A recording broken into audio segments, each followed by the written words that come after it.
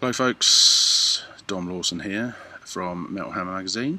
I've come outside because it's a beautiful sunny day, and also because I'm sick to death of sitting in my room sweating my bollocks off for your benefit, when really I could just be chilling out here having a fag and I would say watching the world go by, but I'm in the back garden so I'm not watching anything go by apart from the occasional wasp. But there you go. Yeah, so hello, welcome to the great outdoors. I've been asked, shall I put my glasses up so that you can see my beautiful eyes? Yeah, I've been asked to do a iron sandwich, which is effectively a kind of halfway through the year review of something or other to coincide with the podcast or whatever. Anyway, they were talking about their top 5 albums of the year so far. Now, I'm quite reluctant really to start making lists, official at this time of year, because it kind of gives the game away for the end of the year. Not that there are thousands of people sitting there waiting to find out what my favourite albums of the year are, because let's face it, I waffle on enough about them on here and on Twitter anyway, so it's fairly obvious what most of them are going to be, I should think, but or maybe it isn't, I don't know. I don't suppose you think about it as much as I do, so so I've picked my 5 albums of the year so far. I don't think there's going to be any vast surprises, really, but hopefully they'll be completely different from the 5 they picked on the podcast. I don't know, haven't watched it yet, to be perfectly honest. But no, there's absolutely no chance of mine being the same, I wouldn't have thought. No. Good God. So I haven't put them in any particular order. In fact, I've only just really thought about it 5 minutes ago, so I've made a very quick list. And sorry about smoking on a podcast. I'm not encouraging smoking, by the way. This is purely because I'm addicted to nicotine, and I don't recommend that you become addicted to nicotine, because they're extraordinarily expensive cigarettes these days, especially in this country. Absolutely ridiculous. And very, very bad for you. They might give you cancer, apparently, although that, no, I was trying to think about a joke about cancer. There aren't many very good cancer jokes, are there? Anyway, if I think of one, I'll give it to you later. Right, 5 albums of the year so far. Okay, but these are not in order, so I can't stress that strongly enough. These are not in order. They're just my 5 favourite albums of the year so far. And I'm basically keeping this within Metal Hammer friendly limits, because there's 1 or 2 albums that I've liked this year as much as these that wouldn't fit into Metal Hammer or any kind of rock or metal thing. My number 5, not my number 5, what am I saying? One of them, the first one, is Weather Systems by Anathema. Now, I'm going to have a drag of my cigarette now, excuse me. I've been listening to Anathema since the very early days, the first demos, and Serenade's first album, and Pentecost and all that business. They're just one of those British bands that they didn't get overlooked within the underground in this country at all, but they've been perennially underrated until fairly recently, I'd say. I mean, they were making astonishing, beautiful rock records 10, 12 years ago, things like Judgment and Alternative 4, it's always been a source of kind of a confusion why Anathema aren't massive, really, particularly in recent times. And if you've heard We're Here Because We're Here, the previous album, and you just think all of those kind of dullards out there that like things like Coldplay and U2, I mean, if they heard Anathema, surely it's not the same thing, but surely it's in the same ballpark, but good. A song like Dreaming Light, that's better than anything U2 have ever done, I mean, for God's sake. And it should have been an absolutely vast hit. I mean, you just don't know I've no idea why the radio doesn't pick up on things like that. Radio 1's just fucking populated by twats, though, isn't it, really? So, apart from Dan Carter, it's a bit of a disgrace. But anyway, so Weather Systems by Anathema. It's, they've been incredibly consistent over the years, and We're Here Because We're Here got astonishing reviews because it was an amazing record. But I think, if anything, Weather Systems is even better. It's just a beautiful record. The songs are incredibly moving and powerful. It still kicks ass, but there's their use of dynamics and atmosphere and stuff is second to none at the moment. The lyrics are great.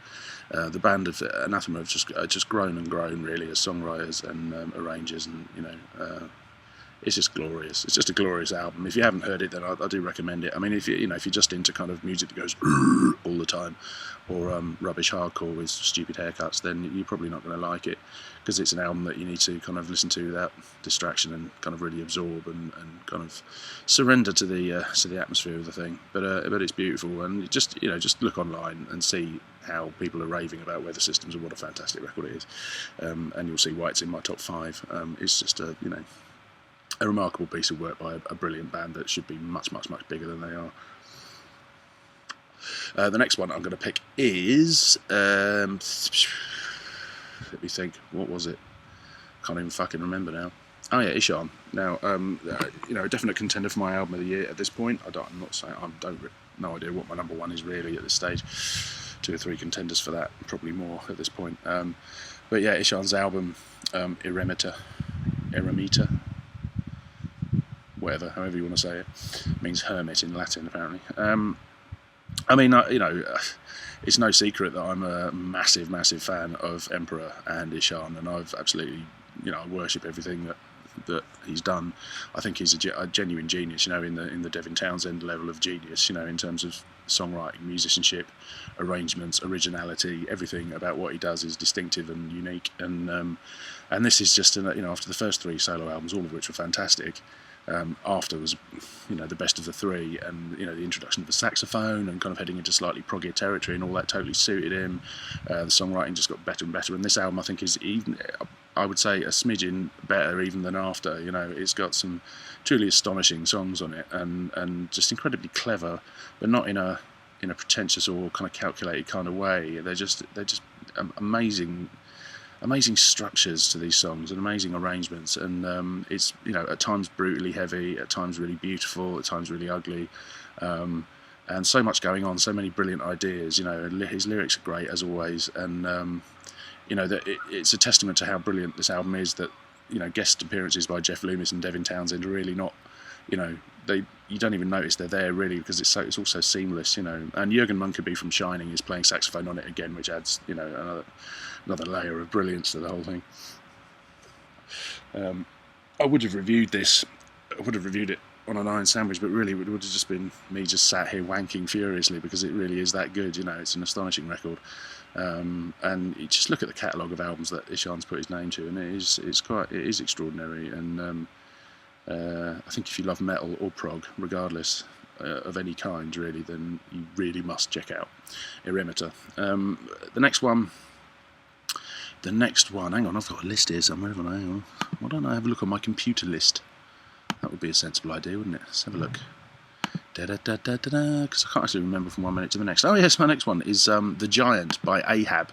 Now Ahab are a German doom band, and their stuff is generally nautically themed, which means they sing a lot about Moby Dick and all that kind of similar vibe to Leviathan by Mastodon, but probably darker and a bit more poetic. And their previous albums, both of which were really, really good, strong doom albums, were kind of hinted at what they were capable of, I think. But this album is just absolutely astonishing. It's crushingly heavy. I mean, just ridiculously heavy.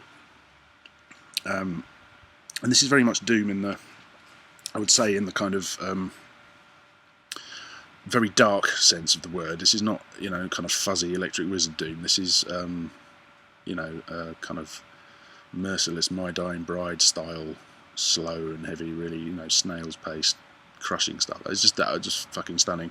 But what's happened to they've really evolved musically, and there's an almost Opeth-like kind of beauty to a lot of the quieter bits on it, and it's just an amazing record with so many kind of peaks and troughs of atmosphere and dynamics and stuff. And it's just doom albums are, and obviously there are a lot of people out there, especially people who smoke vast amounts of weed, who quite happily listen to incredibly slow music all the time, and I do like a lot of really slow stuff. My Dying Bride are one of my favourite bands, and I love Electric Wizard, and I love I love drone stuff. I like Sun O and Ohm and things like that. But this is a very metal form of doom. This is not a kind of fuzzy stoner Sabbathy thing. This is a much more pointedly heavy and brutal kind of doom, but interspersed with a real progginess and a real there's a lot of space in Ahab's music, which is fabulous. And it's been released by Napalm Records, and it seems to be getting a lot more attention than anything that Ahab have done before. And like I said, I've always liked their previous stuff, but this is far and above their best record, and it's I can't wait. They're playing in the UK in November, I think. It's the first ever UK show, and I absolutely unmissable as far as I'm concerned, because this album is so good. If you like heavy, interesting music, then Ahab, it's a result, isn't it? You can't miss out on this one. The artwork's fantastic as well. It's quite psychedelic and really killer. artwork on the cover. So there you go, it's 3 out of 5. That was Ahab, the Giant. The next one that I would pick would be Gojira. It's another definitely in my top 5 at this. Well, all 5 of these are definitely in my top 5 because it's my top 5, but they're just not in order. Gojira, L'Enfant Sauvage, the infant sausage, to translate. Or was it the elephant sausage? I don't know. I'm funny, I know. I'm hilarious. Yeah, the savage child, I suppose it means, isn't it? The wild child. I mean, you know, what can you say? I've banged on about Gojira plenty enough already. I mean, I saw them in London recently. It was probably my gig of the year so far. I would say they were just fucking amazing. And this new album is that I've read a lot of different opinions about it. Actually, I know a lot of people that, ranked From Master Sirius as Gojira's best album. And I think I did probably up until this point, but this one to me is even better. I mean, I love the way of All Flesh anyway. I thought it was a fantastic record. I'm not really sure why people don't rate that one as much. I think it's almost every bit as good as From Master Series really.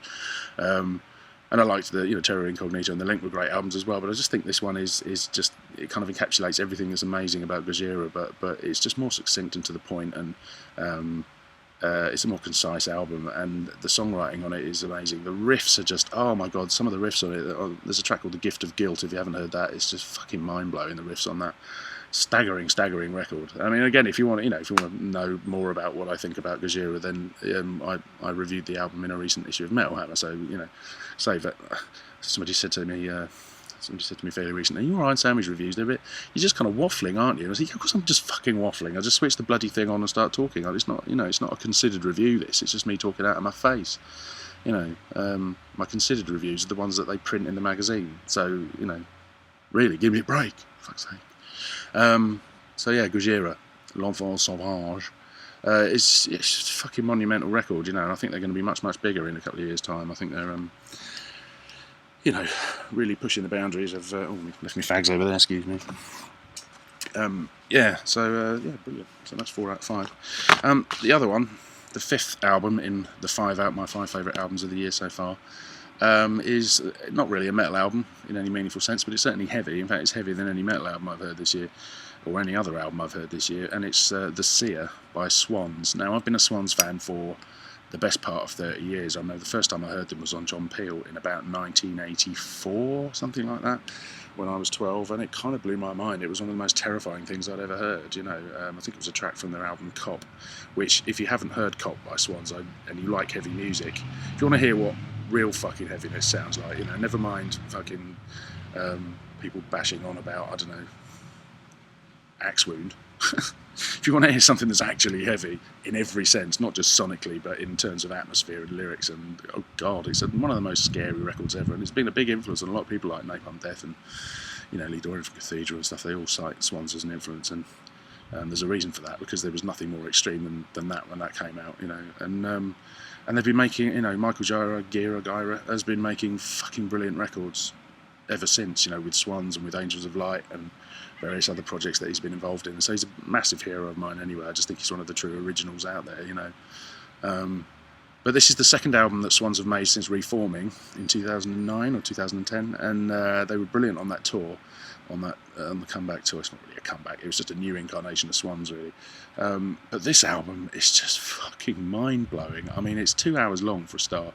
And I chatted with, I was very privileged to chat with Michael Gojira yesterday for some Metal Hammery bits, and he was joking. We were saying he was saying how annoying it was that you can't listen to, the only way to listen to The Seer all the way through in its entirety is to listen to it digitally. So you can't actually listen to the full, sonically full version, because it won't fit on one CD. It's like 2 CDs. And he said he was thinking of putting it out on vinyl, but making the vinyl 20 inches wide, which I think is quite a good idea. Although obviously you won't be able to play it on the record player. But it's the thought that counts, isn't it? Oh dear. Can't even light a fag now. There you go. Yeah, so The Seer, I mean, it's just astonishing. If you've not really heard Swans before, I mean, it's, they're probably an acquired taste. They're not going to be for everybody. It's quite experimental. It's very, very heavy, but there's a lot of light and shade, so that they'll go from the quietest, most exquisitely elegant, serene, quiet piece to the most enormous sonic crescendos, and it's quite repetitive and drony and mantra-like a lot of the time. A lot of the songs are built up around acoustic guitar riffs and just get heavier and heavier and heavier, and that, you know, there's a lot of really heavy percussion and rhythms. Rhythm is incredibly important.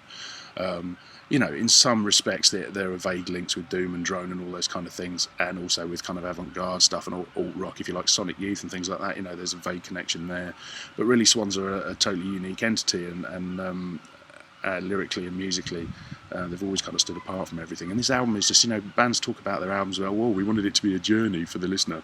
Don't know if this is so much a journey as some kind of, I don't know, like exquisitely painful endurance test, but it's just fucking amazing. You know, the songs are just, you know, there are songy songs that are more kind of straightforward and have not exactly choruses, but you know, repeated refrains and stuff. And then there are songs that are really what Michael, when I spoke to him yesterday, described as sonic events. You know, and the title track is 32 minutes long. The title track is longer than Rain in Blood. How do you like those apples? And it's just absolutely fucking mind-blowing. I can't tell you how great this album is. It's a work of art as well as a brilliant album. And if that sounds pretentious, then fuck you. You know, I think music should aspire to be more than just a cheap thrill, really. Not always. Sometimes a cheap thrill is a great thing, you know. But the Seer by Swans, if you're into interesting music and heavy music and stuff that's going to blow your mind and take you somewhere you've never been before, then I cannot recommend it highly enough. And if you want my considered review, it will be in the next issue of Metal Hammer. So there you go, you can read a slightly less stupid and waffly version of what I've just said, which hopefully will put it into slightly more interesting language, and you won't have to look at my fat face at the same time. So there you go. So that's it. Swans, Gojira, Ahab, Ihsahn and Anathema will be my 5 favourite albums of the year so far. Ask me again tomorrow and there'll probably be 5 different ones, but as of today, that's your lot. So I'm going to finish off my cigarette, and then I'm going to go and have a poo probably, cup of tea maybe, don't know, I might just sit out here, it's nice. Anyway, happy Christmas, and I'll see you in hell. Cheers, and click my button now.